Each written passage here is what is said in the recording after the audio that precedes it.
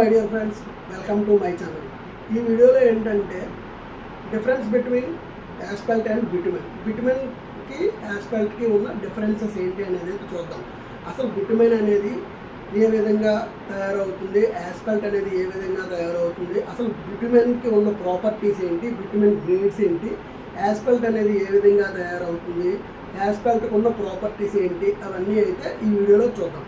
Bitumen అనేది ఒక binder అనమాట. ఇది పెట్రోలు, డీజిల్, కిరోసిన్ ఇవన్నీ తీసేసిన తర్వాత మిగిలిన వ్యర్థ పదార్థం ఉంటుంది కదా, ఆ వ్యర్థ పదార్థాన్నే మనం బిటుమెన్ అంటాం అనమాట.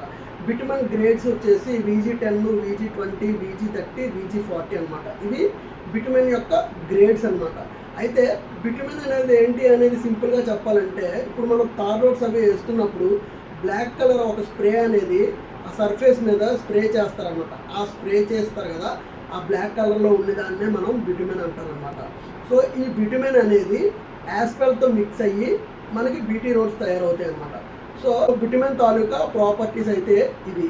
అయితే నెక్స్ట్ వచ్చేసి యాస్ఫాల్ట్ అనేది ఏంటి అంటే 5% ఆఫ్ బిటుమెను, 95% ఆఫ్ అగ్రిగేటు, ఈ రెండిట్ల మిశ్రమాన్ని మనం యాస్ఫాల్ట్ అంటాం అనమాట. యాస్ఫాల్ట్ అనేది ప్లాంట్లో ప్రొడ్యూస్ అవుద్ది.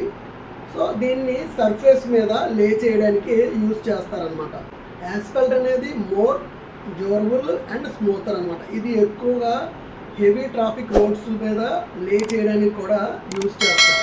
సో యాస్ఫాల్ట్ అనేది ఏంటి అనేది సింపుల్గా చెప్పాలంటే, asphalt equal to bitumen plus aggregate plus stone dust, ఈ మూడింటి మిశ్రమాన్ని మనం యాస్ఫాల్ట్ అంటాం అనమాట.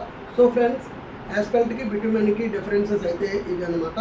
సో వీడియో నచ్చితే లైక్ చేయండి. మరిన్ని అప్డేట్స్ కోసం మన ఛానల్ని సబ్స్క్రైబ్ చేయండి. Thanks for watching.